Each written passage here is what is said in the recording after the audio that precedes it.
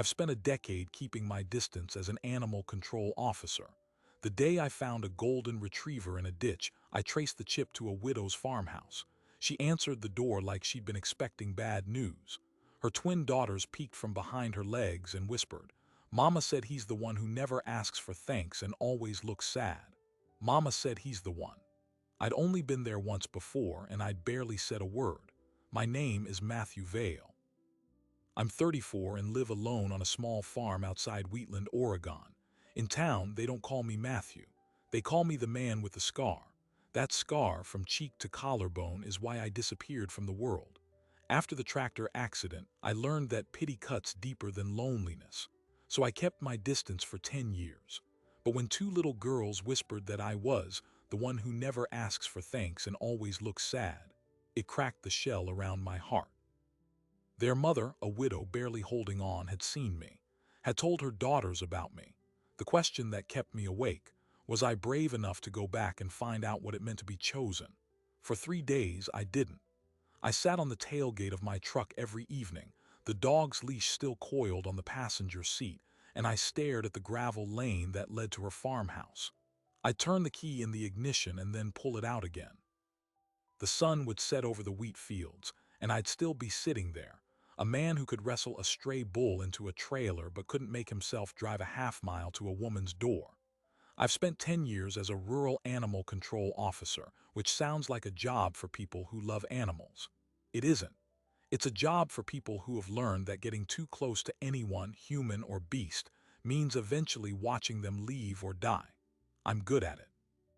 I show up, solve the problem, and disappear before anyone can offer me coffee or ask about the scar. The scar. It starts just below my left eye and runs down to my collarbone, a pale, jagged canyon left by a tractor accident when I was 24. Before that, I used to be the kind of man women looked at twice. After, I became the kind of man children pointed at and mothers pulled away from. So I built my life around distance.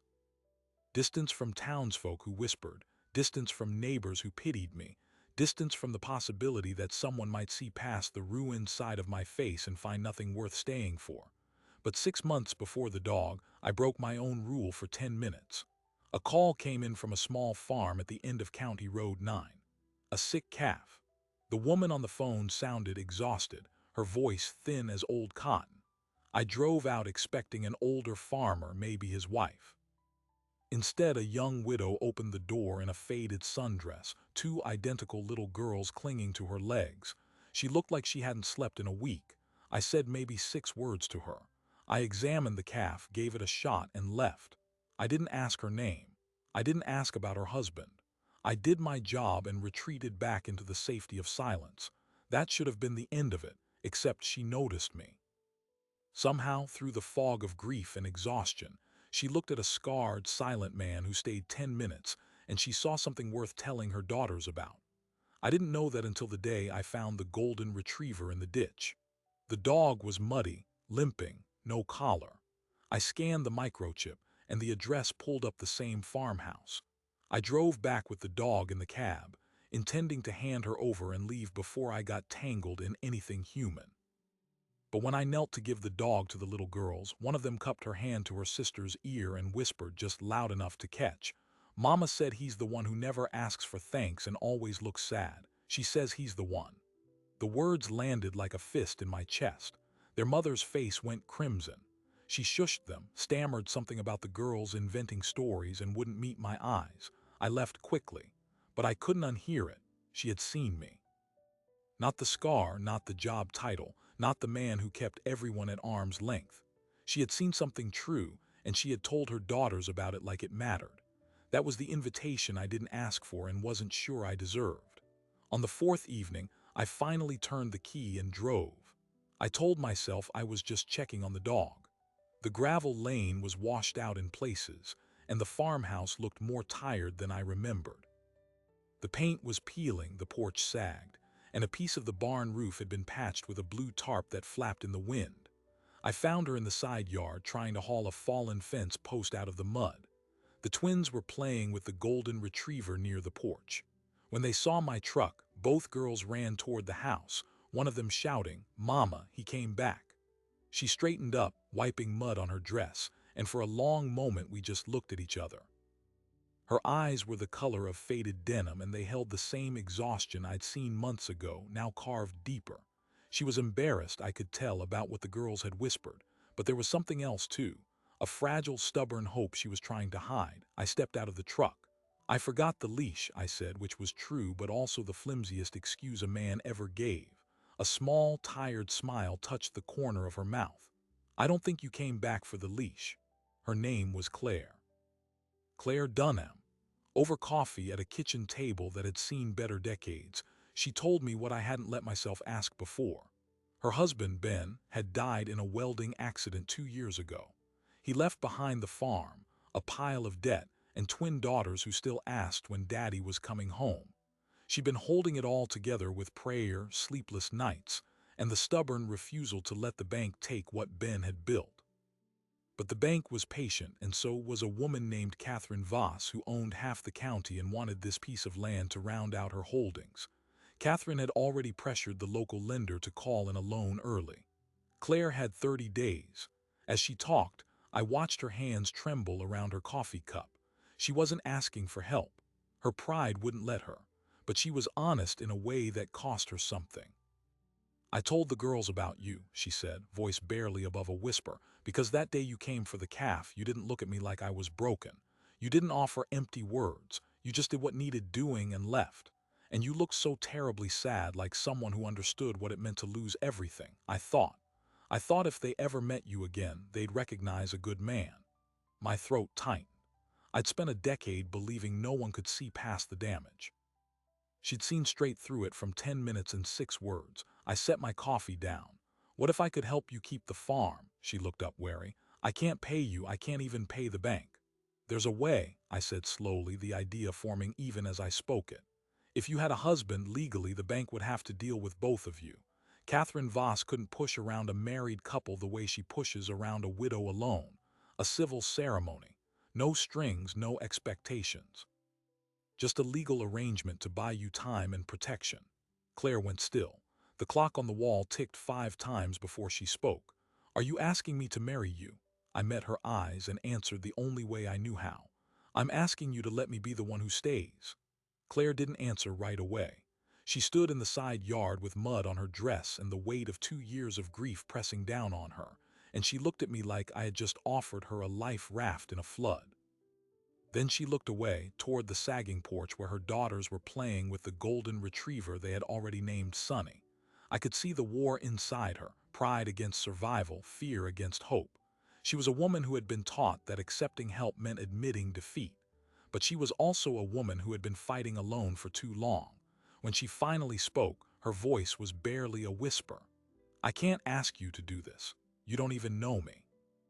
I took a step closer, keeping my hands at my sides so she wouldn't feel cornered. I know you saw something good in a stranger who barely spoke. I know you told your daughters about it.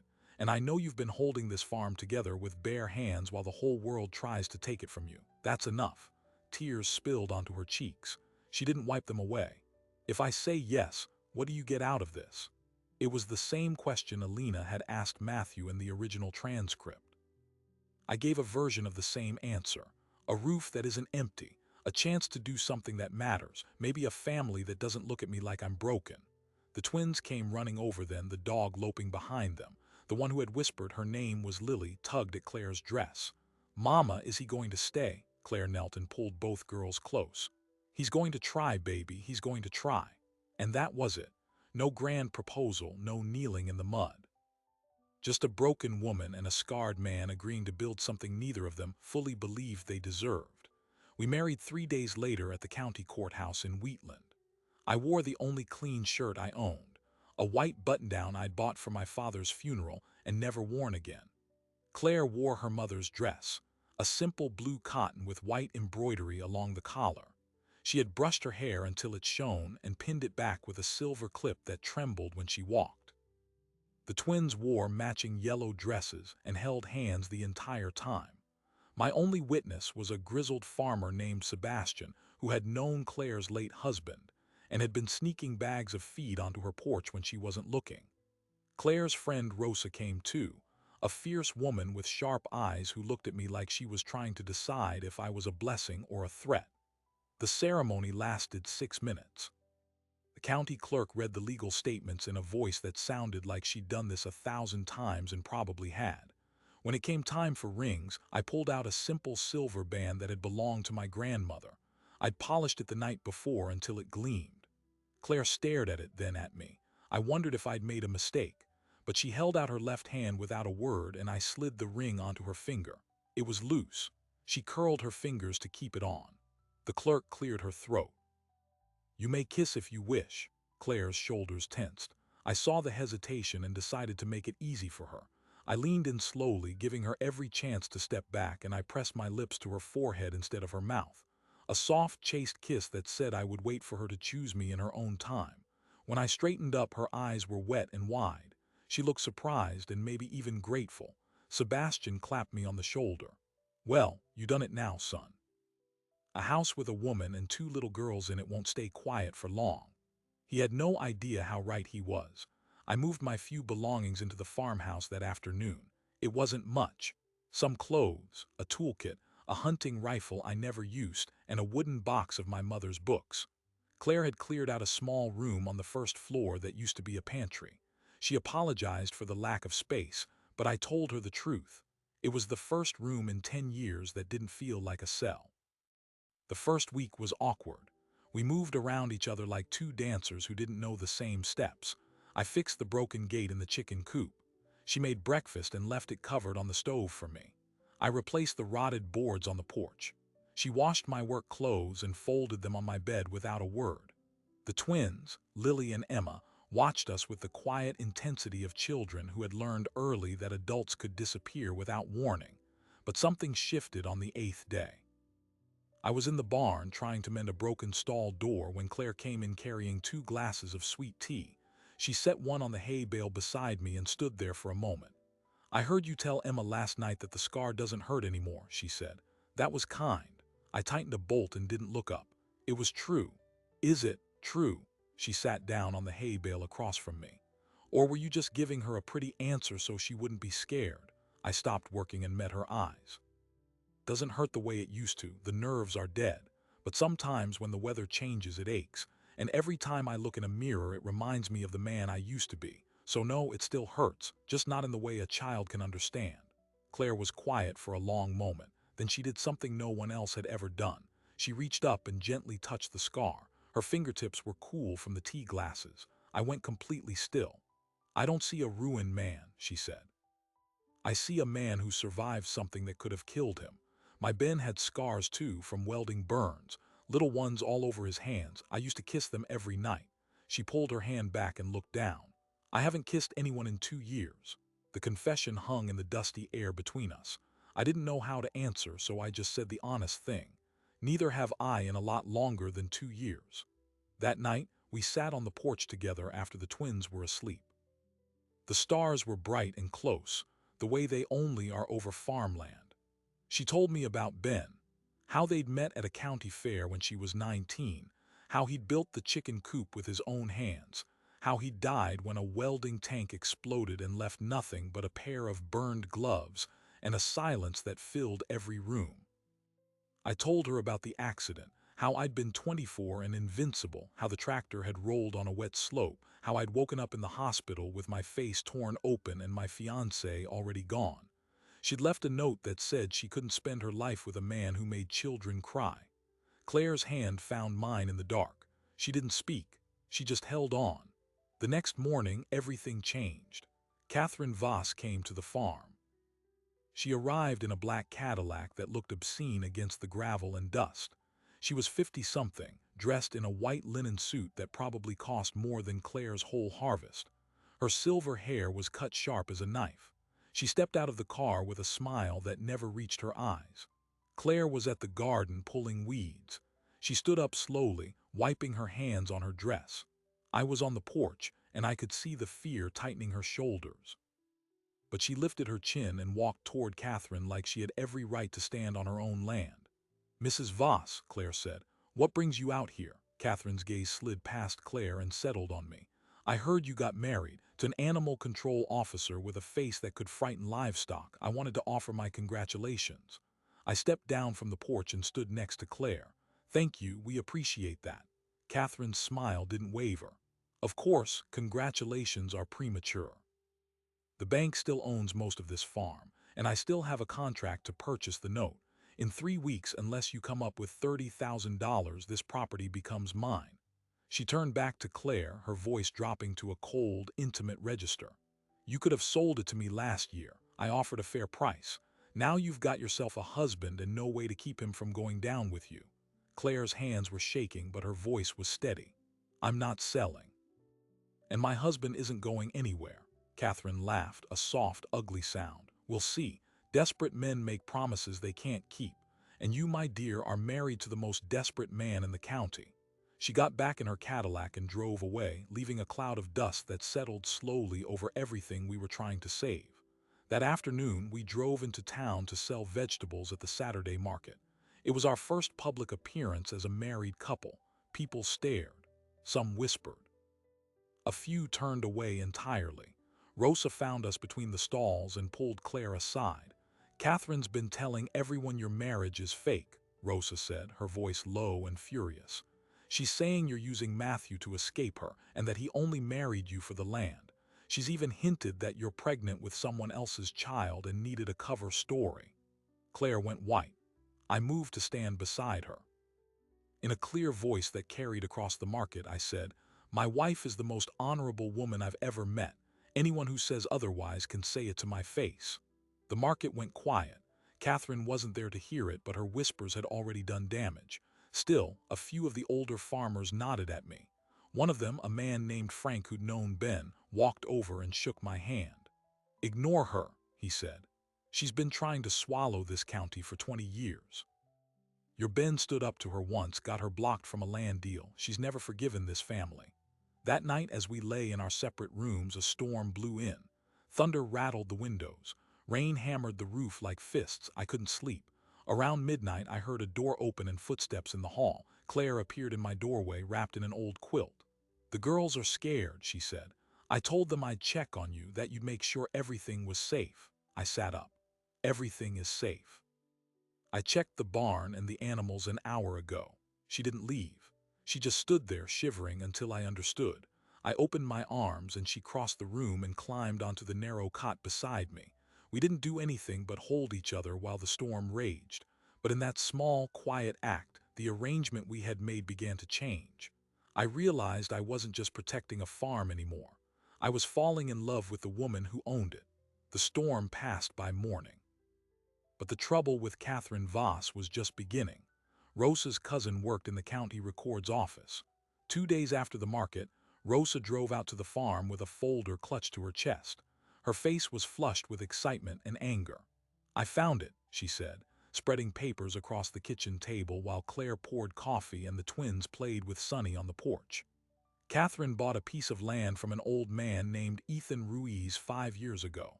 He was already suffering from dementia. The sale price was a fraction of what it was worth, and his family contested it, but Catherine buried them in legal fees. That land is the collateral she used to pressure the bank into threatening your loan. If we can prove the sale was fraudulent, her leverage collapses. Claire stared at the papers, hope dawning in her eyes. Can we prove it? There's a witness, Rosa said. Ethan's daughter, Maria. She's been living in Portland, too scared to come forward because Catherine threatened her with a lawsuit. If we can get her to testify, we might have a case. I leaned over the documents, scanning the signatures and dates. It was all there, laid out like a map to Catherine's secret. But even as we planned our next move, none of us noticed the truck that had pulled onto the edge of the property. None of us saw the men watching from the tree line. That night I woke to the smell of smoke. I was out of bed before my eyes were fully open. Through the window, I saw an orange glow flickering behind the barn. Hay. They were burning the hay. I shouted for Claire to call the fire department and keep the girls inside. Then I was running barefoot through the wet grass toward the barn. 3 figures were moving near the back, shadows against the flames. One of them raised a gas can and doused another bale. The fire roared higher and I saw his face in the light, a man named Brad Miller, a drifter who did dirty work for anyone with cash. Brad, I yelled, get away from that barn. He turned, startled, then sneered.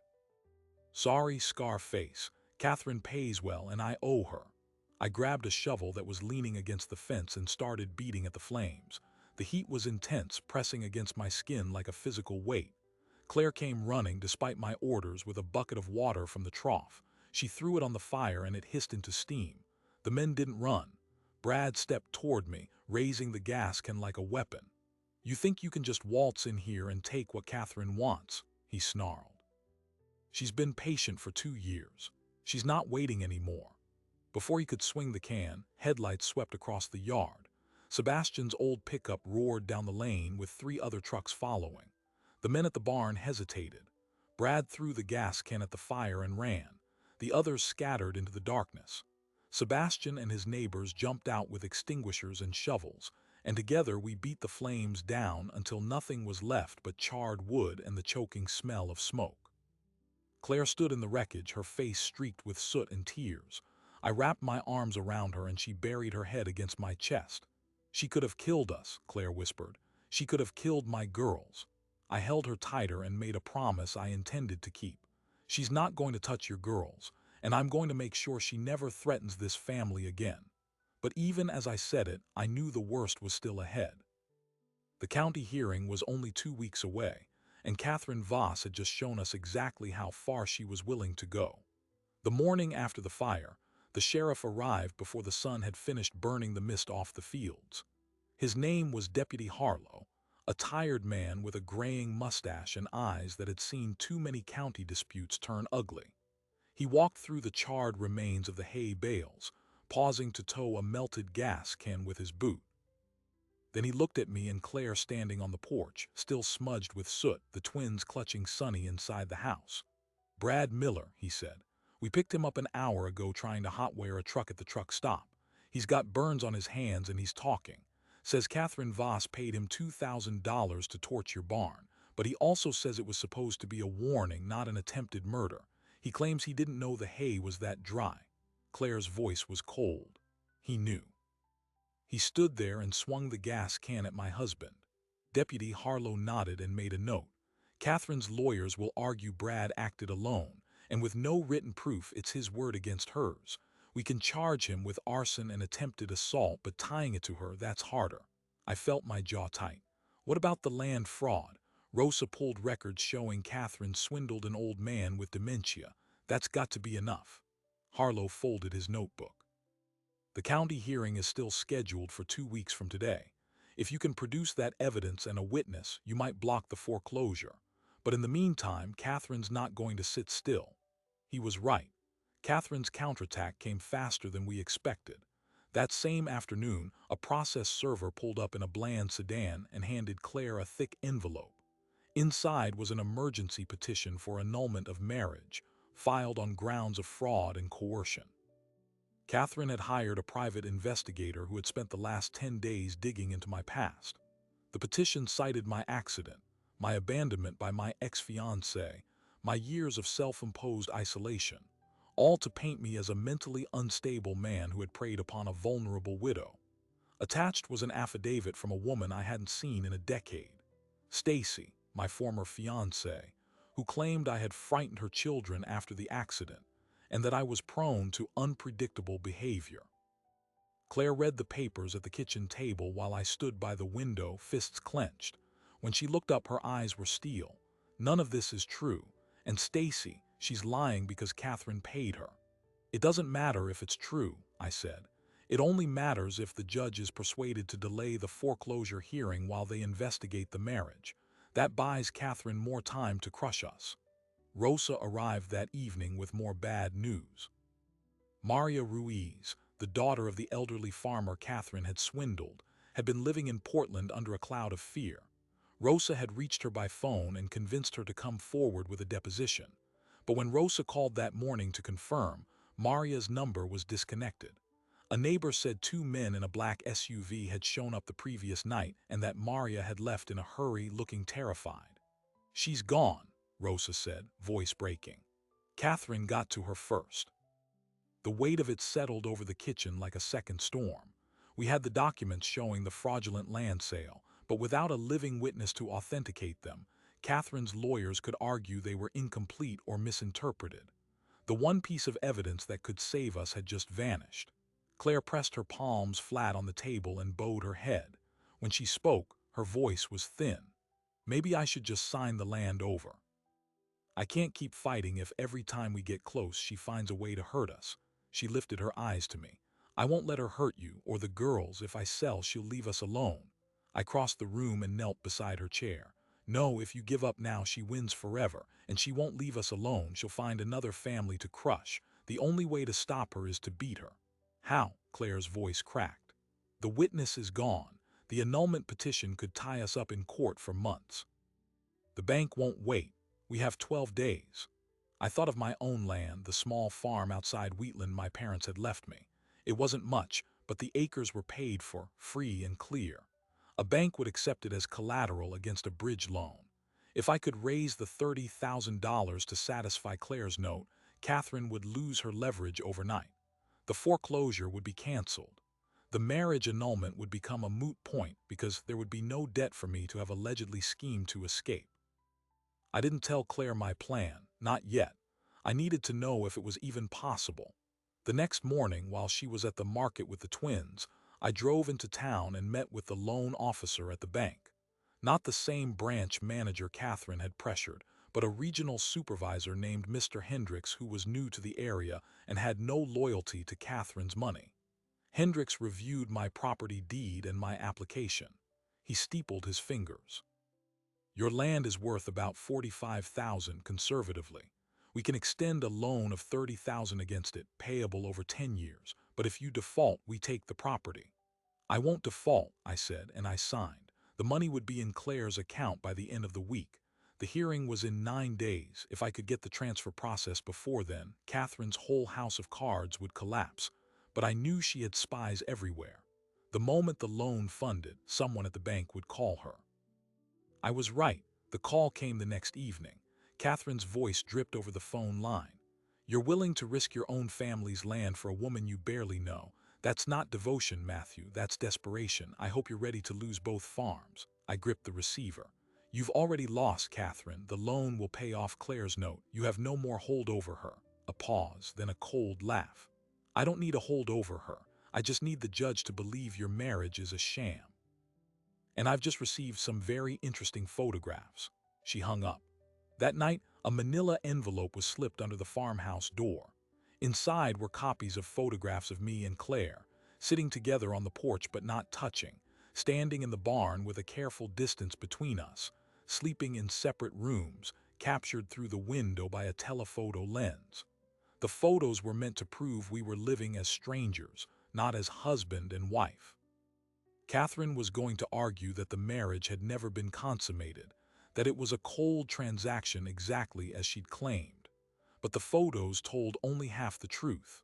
They didn't show the night of the storm, when Claire had come to my cot and we'd held each other until dawn. They didn't show the morning I'd kissed her forehead at the courthouse and the way her hand had sought mine afterward. They didn't show the 100 small touches, the shared looks, the way she'd whisper, "Thank you," against my shoulder when she thought I was asleep. Still, a picture is worth 1,000 words in a courtroom. The days until the hearing became a blur. Sebastian and his neighbors fixed the barn. Rosa's cousin, undeterred by Maria's disappearance, found a second connection. A notary public who had witnessed Ethan Ruiz's signature on the fraudulent deed and who had kept a private journal expressing his doubts. He was old and in a rest home, but he agreed to give a sworn affidavit. It wasn't as strong as an in-person witness, but it was something. Claire and I spent every evening preparing our testimony with a local lawyer who took the case pro bono. And every night after the girls were asleep, we'd sit on the porch and talk, really talk, about our fears, our pasts, and the future we were trying to build. It was there, under the oak tree where a branch had once nearly killed her, that I finally told her about the loan. You mortgaged your land for me, she whispered, eyes filling. You could lose everything. I took her hands. I'd rather lose my land and have you than keep it and be alone. I meant it when I said I was the one who stays. And for the first time, she kissed me. Not on the forehead, not a brief peck. A real kiss, full of 2 years of grief and 3 weeks of growing hope. Then she pulled back and looked at me with a fierceness I hadn't seen before. "Then we win this," she said. "For Ben, for the girls, for us." The night before the hearing, I was checking the fence line when headlights swept across the yard once more.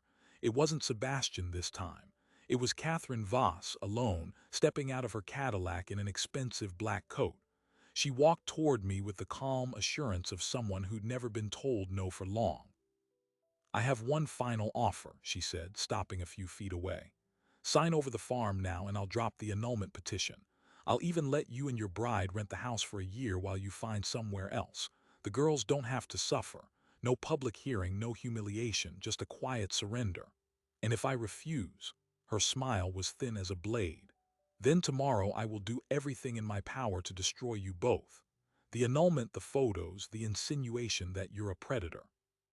I'll drag your dead parents' name through the dirt. I'll make sure those little girls end up in foster care if their mother can't provide for them. I've done more with less, and I never lose." I looked past her at the darkened fields, then back at the farmhouse where Claire was reading bedtime stories to Lily and Emma. I thought of the loan, the lost witness, the photos, the mounting odds. Then I thought of a 6-year-old whispering to her sister, "Mama said he's the one." I met Catherine's eyes. "You're right. You've done a lot, but you've never faced a man who has nothing left to lose except the people he loves. I'll see you at the hearing." She stared at me for a long moment, and for the first time, I saw a flicker of uncertainty. Then she got back in her car and drove away into the night. Tomorrow, everything would be decided. The county hearing was held in the old town hall at 10 o'clock on a Tuesday morning, and it seemed like half the county had come to watch. Farmers in clean denim shirts, wives who had brought casseroles for later, the feed store owner, the postal clerk, the man who sharpened blades in his garage. They all filled the wooden benches, fanning themselves with pamphlets. Sebastian sat in the front row, his hat in his lap, with Rosa beside him gripping a folder of evidence. Lily and Emma were with Rosa's sister outside, too young to hear what might be said, and Sunny lay curled at their feet as if she understood the stakes. Claire and I sat at a long table opposite Catherine Voss and her 2 lawyers. Our pro bono attorney, Mrs. Delgado, had laid out our documents in neat piles. The notary's affidavit from the rest home, the county records showing the fraudulent Ruiz sale, the arson report, and the bank statement proving my personal loan had been deposited to satisfy Claire's note. Catherine wore a navy suit and pearls, her silver hair swept back like armor. She looked at us with the calm of someone who had never lost a fight. Judge Reyes, the same man who had presided over land disputes since before I moved to Wheatland, adjusted his glasses and called the room to order. He had a voice like gravel and a reputation for fairness that made no one comfortable. "This is a consolidated hearing on the petition for annulment filed by Catherine Voss and the counter-petition regarding the fraudulent land transaction and interference with the Dunham mortgage. I'll hear arguments in a moment, but first, I want to know why a marriage is being challenged before the ink on the license is dry." Catherine's lead lawyer stood, a thin man with a waxed mustache. "Your Honor, the marriage between Matthew Vale and Claire Dunham is a legal fiction. Mr. Vale is an animal control officer with a disfiguring scar who has lived as a recluse for a decade. He appeared on Mrs. Dunham's property and within days proposed a civil union designed solely to shield her assets from a lawful foreclosure. The photographs we've submitted show they maintain separate bedrooms. They display no physical affection in public, and the marriage has never been consummated. We have an affidavit from Mr. Vale's former fiancée attesting to his emotional instability. This is a scheme, not a sacrament." Claire's hand found mine under the table. I squeezed it once. Mrs. Delgado rose. "Your Honor, the photographs were taken through windows, an invasion of privacy we may address separately, but they capture only a fraction of the truth. The marriage is not a scheme. It was formed under unusual circumstances, yes, but that doesn't make it fraudulent. It makes it 2 people choosing to face hardship together. As for the separate bedrooms, I'd point out that many married couples in this county sleep apart due to work schedules or snoring, and that no law requires proof of consummation. The annulment petition is harassment funded by a woman who wanted this land by any means necessary, including arson. The room stirred. Judge Reyes's eyebrows rose. Arson. Mrs. Delgado passed forward the sheriff's report. 3 nights ago, Brad Miller, a known associate of Mrs. Voss, was caught setting fire to the barn on Claire Dunham's property. He confessed to being paid $2,000 by Mrs. Voss. He also stated under oath that a man connected to her legal team coerced a witness in the Ruiz land fraud case to flee town. Catherine's lawyer objected. This is character assassination, not evidence. But the judge read the report and his face darkened. Mrs. Voss, do you deny paying Brad Miller? Catherine's smile flickered. I paid him for security work weeks ago. He's a liar and a drunk. But her voice was thinner than before. Then the door at the back of the hall opened. Every head turned. A woman in a gray cardigan, her hair in a short, messy cut, walked in escorted by Deputy Harlow. She was trembling but walking straight. Rosa gasped. Maria Ruiz. Maria raised her voice so the whole room could hear. I'm not afraid anymore. Catherine Voss's men told me to leave Portland or else. But I'm here to tell the truth. She handed a manila envelope to the bailiff. My father, Ethan Ruiz, was diagnosed with dementia 3 years before he sold that land. He didn't know what he was signing.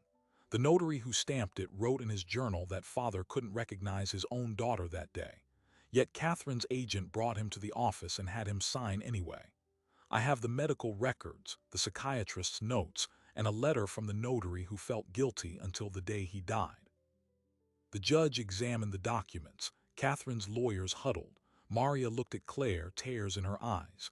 My father loved this county. He would never have sold out to a developer like her. I'm sorry I hid for so long.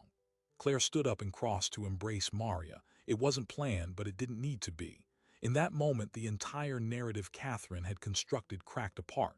Judge Reyes cleared his throat. I've heard enough. On the annulment petition, I find no merit.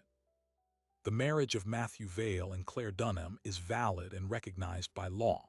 The photographs are inadmissible as they were obtained illegally, and in any case, they do not disprove a genuine union.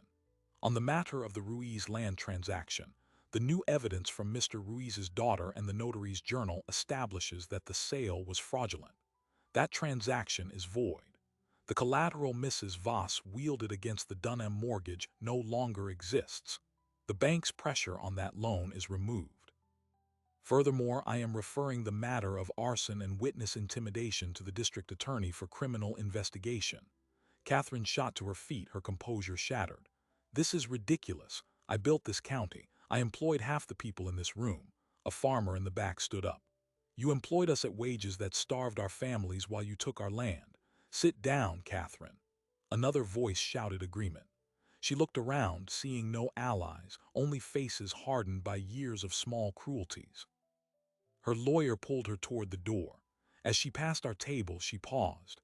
This isn't over. I met her eyes. It is for us. Go home, Catherine. She left, and the hall erupted not in cheers but in a deep, relieved murmur. Sebastian hugged me, his old arms surprisingly strong. Rosa wept onto Claire's shoulder. Mrs. Delgado quietly packed the papers, a small smile on her face. I looked at Claire across the crowd, and she mouthed 2 words: we won. That evening we held an impromptu dinner on the farm. Neighbors brought food, and the barn, still scarred from the fire, became a gathering place strung with borrowed lights. Frank the old farmer played a fiddle. Lily and Emma danced barefoot with Sonny chasing their heels. I stood near the maple tree, watching it all, when Claire slipped her arm around my waist. You mortgaged your land without telling me, she said softly. That was foolish and wonderful. It wasn't foolish, I said. It was the first time in 10 years I had something worth risking everything for. She looked up at me. The loan isn't due for 10 years. We'll pay it off together, with vegetables and eggs and the fruit from the orchard I plan to plant. She paused, and with a family. I thought of the separate rooms, the careful distance that had dissolved night by night. Are you asking me to move out of the pantry? She laughed, a bright sound that mingled with the fiddle. I'm asking you to come home, to our room, to our life. I kissed her then in front of the whole gathering, with the scar on my face catching the string lights, and no one looked away. 6 months passed like the turning of a page. The farm grew green again, and Claire was right about the orchard. 10 young apple trees now stood in neat rows behind the barn. My land outside Wheatland was leased to a young couple who wanted to try organic farming, and the rent covered the loan payments. Catherine Voss faced an investigation that eventually led to multiple fraud charges, and though her lawyers delayed, her grip on the county was broken. Maria Ruiz moved back from Portland and started a small bakery in town. Claire and I worked side by side every day. She'd kneel in the tomato rows, a straw hat shading her face, and I'd stop fixing a fence just to watch her. The twins grew taller, and they stopped being afraid when I reached for them. Lily once told me, "You don't look sad anymore," and I realized she was right. Then one morning, Claire stood in the kitchen with a strange look on her face. She took my hand and placed it over her stomach. "Something's different," she said. "I went to the doctor yesterday." I stared at her. "You mean a baby? Ours?" I couldn't speak. I lifted her off the ground and spun her until she laughed, and then I set her down and pressed my forehead to hers. "I love you," I said. "I've loved you since the moment I heard Lily whisper that her mama said I was the one." Claire wiped my eyes with her thumbs. "It's true, I did say that. The day you came for the calf, I was at the window praying for strength. I saw you kneeling in the mud, not caring about your clothes, soothing that animal with a gentleness that broke my heart. I told the girls, that man carries a sadness, but God's hand is on him. If he ever comes back, he'll be the one who saves us." I don't know why I said it, but I believed it. The dog, Sunny, wandered over and pressed her wet nose into my hand. I had found her in a ditch, brought her home, and in doing so found myself.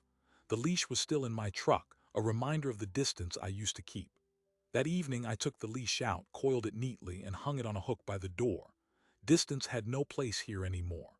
We sat under the maple tree where the branch had once nearly fallen, and I carved our initials into the bark, M and C, intertwined. The sunset painted the wheat field gold, and Lily and Emma ran through the grass chasing fireflies. I had once believed my life would only ever be soil, scars, and silence. But Claire had seen me. Her daughters had whispered the words that broke through my walls. And now I sat with my arm around my wife, my hand over the small swell of our child, and I knew one truth deeper than any scar.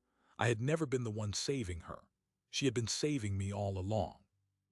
Looking back, the chain of events seems almost too precise to be accident. A golden retriever found in a ditch on County Road 9. A microchip leading to a widow's farmhouse. Two little girls whispering a secret their mother had planted long before I ever touched their porch. If I'd taken a different route that morning, if the dog had run the other way, if I'd been my usual self and simply handed her over without lingering, none of this would have happened. But the universe, or God, or whatever force arranges these things, had been laying track for years. The accident that scarred my face nearly killed me, but it also stripped away every superficial thing I'd been clinging to. The fiancé who left taught me what love wasn't. The years of isolation taught me that walls don't just keep pain out, they keep life out. And the day I knelt in the mud to save a sick calf at a stranger's farm, a grieving widow looked out her window and saw a man worth telling her daughters about. Not because I was handsome or wealthy or charming, but because I was sad in a way she recognized. Because I didn't ask for thanks. Because I just did what needed doing and left. What Claire understood, and what I'm only now beginning to, is that the people who feel most broken are often the ones best equipped to heal others. They know the shape of the wound. They don't flinch at scars. They sit with you in the silence and don't try to fill it with empty words. There's a lesson in that, I think, for anyone who's ever felt too damaged to be chosen. The world has a way of sending exactly what you need, but it rarely looks the way you expect. For Claire, it was a scarred animal control officer who forgot to return a leash. For me, it was a widow in a faded sundress who had been holding a farm together with prayer and exhaustion, and who still had enough love left to teach her daughters to recognize goodness. The dog, Sunny, still follows the twins everywhere. The leash hangs by the door, unused. Claire's garden is the most popular stall at the Saturday market. The loan is being paid down month by month. And the child growing beneath my hand as we sit under the maple tree will be born into a family that was forged, not found. I'm often asked by folks in town who have heard the story whether I think Ben sent that dog into the ditch that day. Whether the whisper from Lily was something more than a child repeating her mother's words. I don't know. I'm not a man who claims to understand all the workings of grace. But I know this. I spent 10 years believing I was meant to be alone. I was wrong. If this story has found you, maybe you're wondering if you're too far gone for a second chance. Too scarred, too lonely, too used to the silence. Let this be your proof that the answer is no. The thing that saves you might be small, a wet nose in a ditch, a whispered secret, a door left open. But when it comes, you'll know. And you'll have to decide whether you're brave enough to walk up that lane and find out what it means to be chosen. If this story moved you, please subscribe and turn on notifications. We share real stories of unexpected love, redemption, and the moments that change everything. Thank you for watching.